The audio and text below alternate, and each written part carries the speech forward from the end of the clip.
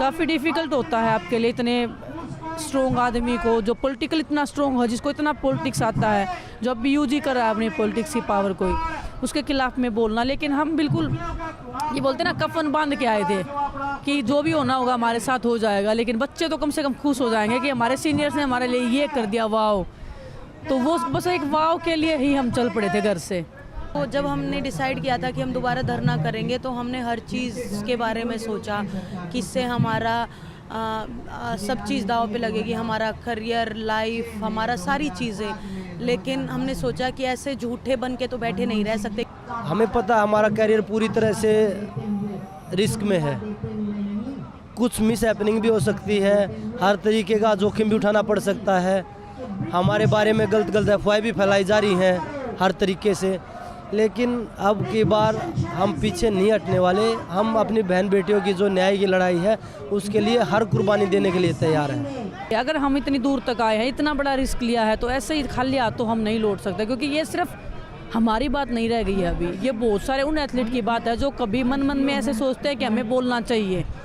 अगर हम यहाँ से चले गए ऐसे ही तो वो मन में आने वाले विचार भी दब जाएंगे। खेल मंत्री जी ने खुद आश्वासन दिया था कि हम FIR करवाएंगे, आप लोग भरोसा रखिए हम पे।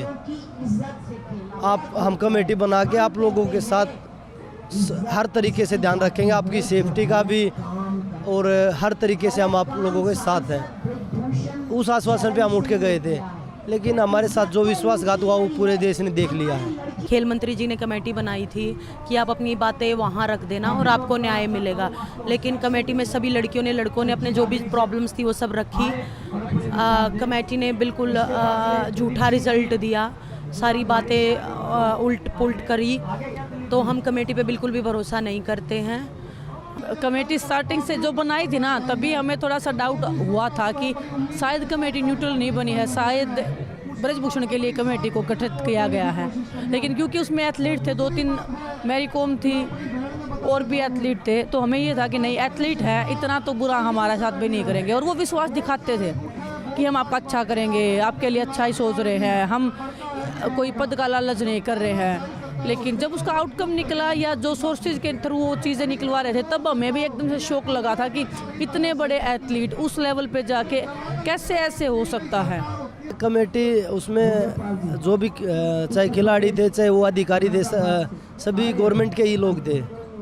और हर जगह ब्रजभूषण को बचाने की कोशिश की गई है कमेटी की तरफ से।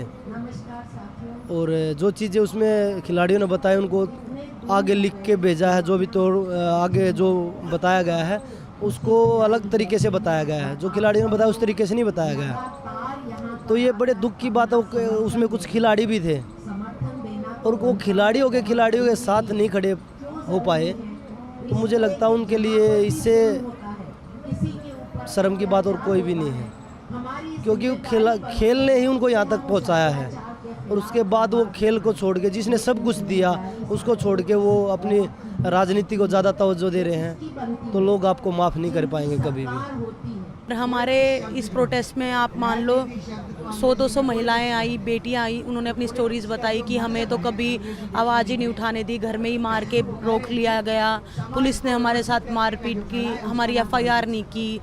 थैंक गॉड आपने आवाज़ उठाई और आप एक अच्छा काम कर रहे हो, तो उनसे बड़ा हौसला मिलता है कि उनकी आवाज़ तो दबा दी गई, लेकिन हमने आवाज़ उठाई है। तो बस इसीलिए कि बेटियों को इंसाफ मिले और आगे आने वाले समय में अगर किसी के साथ ऐसा होता है, किसी लड़की के साथ ऐसा होता है, तो वो अपनी आवाज़ उठा सके। कभी कभी तो ऐसा लगता है कि खुशकिस्मत है, चलो ये लड़ाई बहुत लंबी है, बहुत ज़्यादा गंदगी है इस डीप में, जितना जा रहे हैं उतना गंदगी से हम भिड़ रहे हैं। लेकिन एक खुशी है कि ये सौभाग्य वाला दिन भी किसी को मिलता है कि अपने देश के लिए या अपने स्पोर्ट्स के लिए इतना बड़ा कुछ करने का।